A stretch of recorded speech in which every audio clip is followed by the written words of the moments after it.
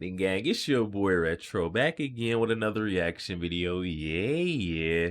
Today we got another huge update. You guys can probably already tell it's going down by the title. We're seeing an explosion on the set of CNN. During this interview, JD Vance, Donald Trump's VP pick, absolutely destroying yet another journalist, guys. We have Dana Bash not losing her spot after this interview with JD Vance. I'm excited to get into it, see exactly how JD Vance absolutely destroys Wipe Stuff Floyd with her. So we're gonna get straight into it. And I'll say my thoughts. Make sure you guys hit that like button, also hit that subscribe button. Before we get into it, guys, hit that like button, also hit that subscribe button. Without further ado, let's jump straight into it, folks. Within a week of you being named on the VP ticket, the Democratic nominee changed. And you guys seem to be struggling a little bit with how to approach the new dynamic. How are you approaching your new opponent and the new ticket? Yeah, well, I think it's pretty straightforward, actually. We're running against a set of policies that I think have failed the American people, and we're running to a set of policies, President Trump's 4 years in office, that I think really succeeded for the American people. And I think that what's different about it, and you're right, Dana, it is different, but what's different about it is that we're running against a different person who a lot of Americans just don't know. And so I think we have to remind people that President Trump delivered lower prices, lower inflation, a prosperous and peaceful world, and also a secure border. And Kamala Harris's policies have produced the exact opposite. Now, that was an easier case to make when Joe Biden was in there because people associate Joe Biden with the policies. But I think Kamala Harris clearly owns the policies of the Biden-Harris administration, especially when we consider the fact that, as we've all learned over the last few months, Joe Biden clearly isn't capable of doing the job. And so I think that drives home that Kamala Harris really has been the one calling the shots. I mean, how could she not? I think Joe Biden doesn't really know where he is. Kamala. Right there, guys. This is the point that we've been trying to get a lot of folks on the right, especially, those on the, free media, independent journalists are trying to put that out there for the folks on the left to wake up, guys. Kamala Harris sat beside Joe Biden for that entire time, placating, lying, gaslighting the people to say that he was all right, he was capable, up for the job, up for the task of another 4 years. Like, come on, then out of nowhere he drops out. This is the point that we're trying to drive home. I'm glad JD Vance is reiterating this. Really has been the one calling the shots. I mean, how could she not? I think Joe Biden doesn't really know where he is. Kamala Harris has been calling the shots. As who? Well, I think she has to have been, right? Because if she's not calling the shots, Dana, then who is? And I do think it drives home something that's fundamentally dishonest about the way that Vice President Harris and also a lot of senior Democrats have approached this. If you remember, for months, even years, the argument was that Joe Biden was sharp, he could clearly do the job, and the minute that he performed poorly in that debate and he became political dead weight, you have Kamala Harris and everybody else trying to throw him overboard. But I think the more troubling question is, why did so many senior Democrats, including the vice president, cover for him? And if Joe Biden wasn't capable of doing the job, as even a lot of Democrats say now, was Kamala Harris in charge or was somebody else in charge? And that's a real issue. There's no evidence that Kamala Harris threw him overboard, But there is evidence of Kamala Harris covering up for Joe Biden. If she'll cover up for Joe Biden, imagine what she'd do if she got in office, what she'd cover up for her own sake. Come on now, guys. Like, this right here is sinister. What Kamala Harris done was downright wrong. I don't know how the folks are just going to keep trying to gloss over the fact that, she lied to the folks about almost everything, guys. Her whole term has been just lying to the people. No policy that she stands behind. She's just out here stealing Donald Trump's. Whatever he stands for is what she stands for. She's the biggest flip-flopper I know, just change her beliefs based off of, who's in the crowd. She's trying to appeal to the audience. Kamala Harris has no morals, has no policies, I should say. Charge, and that's a real issue. There's no evidence that Kamala Harris threw him overboard. But I want to move on to something that Governor Walz has called you and Donald Trump, and that is weird. Sure. And it is taken off. The New York Times reports that when Donald Trump was asked about it, he said, "Not me, they're talking about JD." Well, certainly they've levied that charge against me more than anybody else, but I think that it drives home how they're trying to distract from their own policy failures. I mean, look, this is fundamentally schoolyard bully stuff. They can accuse me of whatever they want to accuse me of. As Harry S. Truman once said, if you can't take the heat, stay out of the kitchen. And I'm doing this because I think that me being vice president will help improve people's lives. So I accept their attacks, but I think that it is a little bit of projection, Dana. If you think about just take a couple of days ago. Tim Walz gives this big speech. He's been announced as the VP nominee. And I remember when I had just been announced as the VP nominee, I gave my big speech and I saw my wife and I gave her a big hug and a kiss because I love my wife and I think that's what a normal person does. Tim Walz gave his wife a nice, firm Midwestern handshake and then tried to sort of awkwardly correct for it. So I think that what it is two people, Kamala Harris and Tim Walz, who aren't comfortable in their own skin because they aren't comfortable with their policy positions for the American people. And so they're name calling instead of actually telling the American people how they're going to make their lives better. I think that's weird, Dana, but look, they can call me whatever they want to. You're saying Ooh, now that right there, that's a good point. They're not comfortable with their administration, what they stand for, what their policies are getting them voted in or bringing in, support. So they're starting to project on other folks to say that, hey, you're weird, you're, some all for odd guy, but in all actuality, it's them that aren't comfortable with, what they stand for themselves as people. Come on now. JD Vance driving the points home, Tim Walz, Kamala Harris campaign, and not looking so well after this one. Dana Bash is on the fence. She doesn't see any of this happening. Dana Bash can keep playing oblivious to what's going on, but the folks can see, guys. Kamala Harris has been calling the shots, and Tim Walz is not comfortable with Kamala Harris and what she stands for.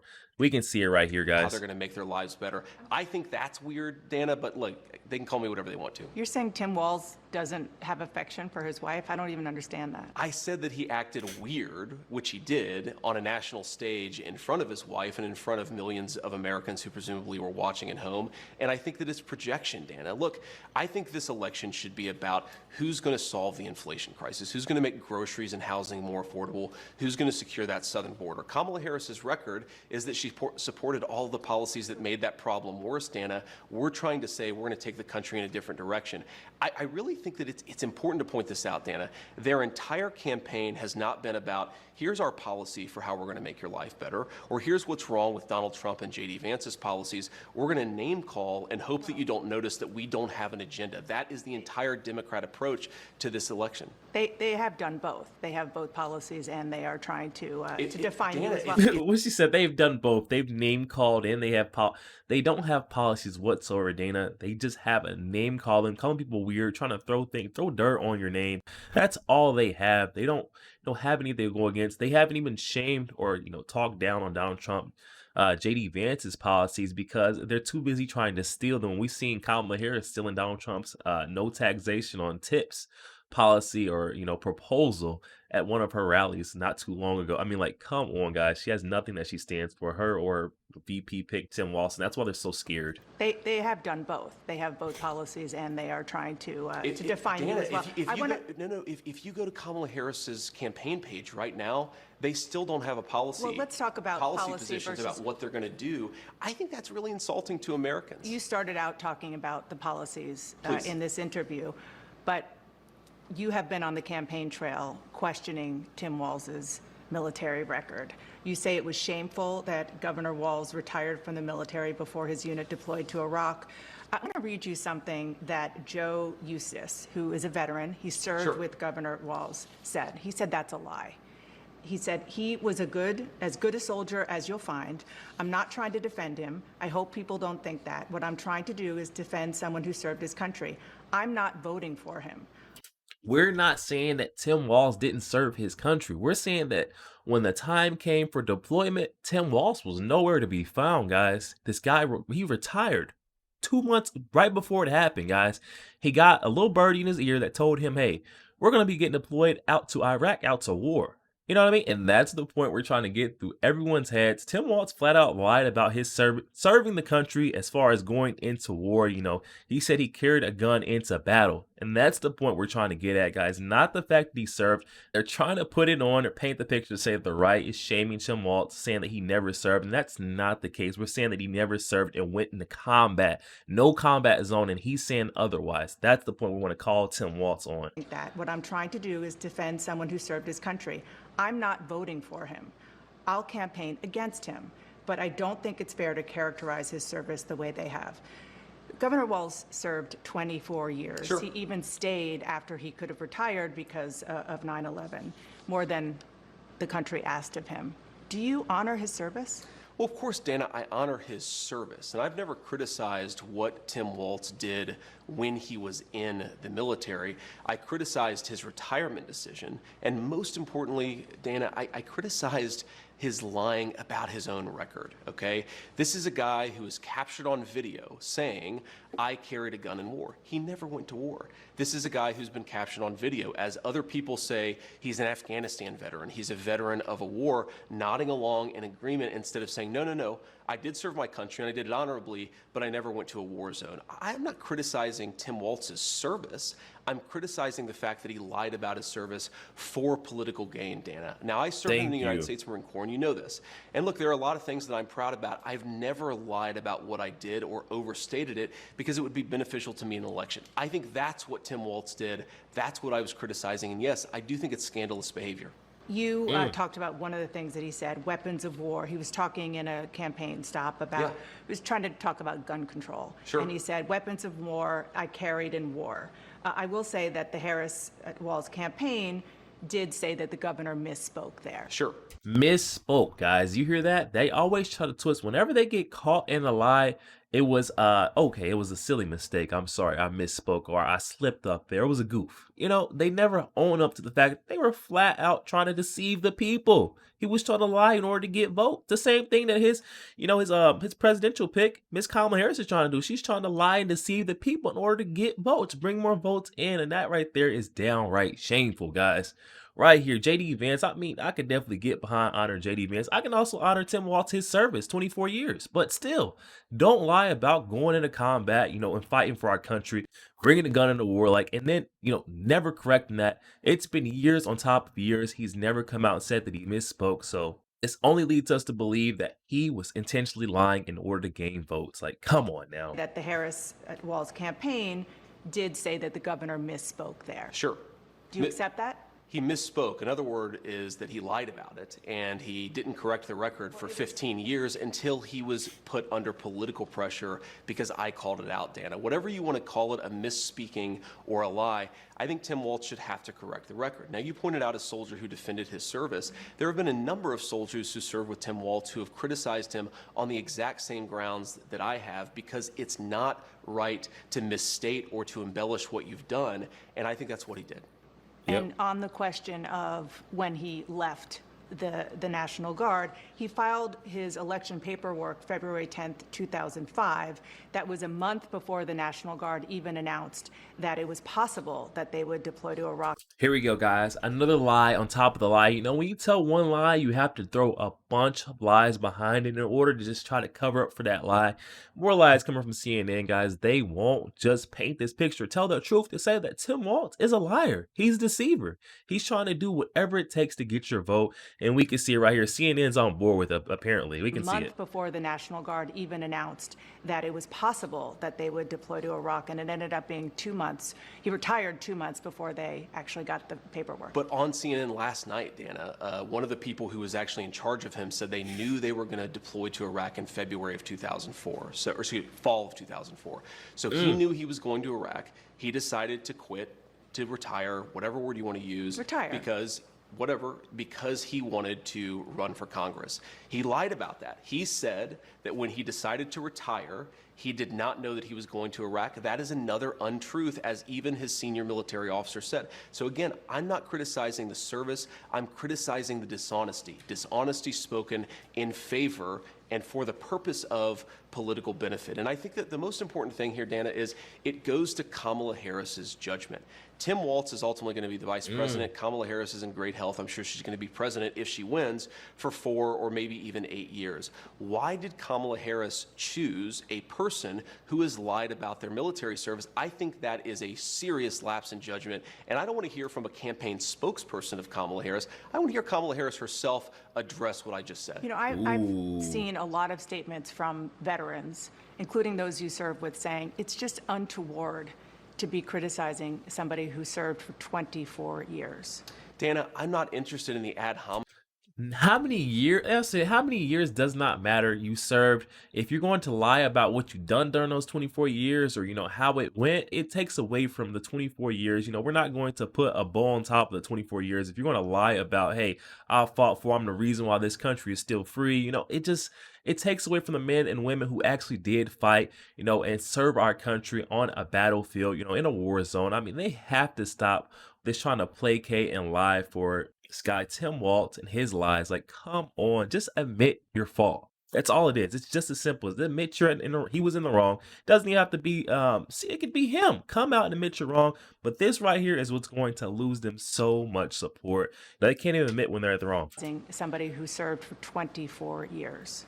Dana, I'm not interested in the ad hominem. I've heard from a lot of veterans groups who criticize Tim Walz. The question is, he said he served in war, and he didn't. That is a dishonesty. I couldn't care less what one or the other person says about it. I care about what the truth is. The truth is that Tim Walz didn't tell the truth. And importantly, Dana, this is about Kamala Harris's judgment. And I think that when you ask, why has Kamala Harris allowed the border to be wide open? Why has Kamala Harris supported policies that have promoted the increase in inflation?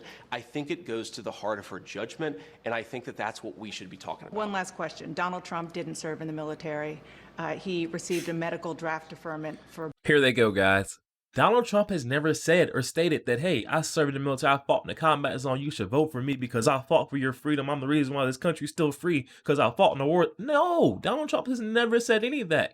You know, for someone who's never claimed or, tried to hold the title of, some soldiers that's fought in combat zones, it doesn't matter, whether or not he didn't go get drafted or, he somehow dodged the draft or not. He never is taking credit or tried to get support based off of, being in the military versus this guy, Tim Walz, on the other hand, is flat out a liar. Like, come on, guys. Don't do this. Question. Donald Trump didn't serve in the military. He received a medical draft deferment for bone spurs to avoid serving in the Vietnam War, reportedly as a favor to his father. Do you find that shameful, too? I think that Donald Trump didn't serve in the military, but he didn't lie about it, Dana. I've known Donald Trump for a long time. He really honors our veterans. He honors me for my service. Donald Trump didn't lie about serving in the military. He didn't say that he went to Vietnam when he didn't. This is the problem. I don't criticize anybody. Whether they served our country or not, I think it's honorable to serve, but obviously a lot of people have reasons for not serving.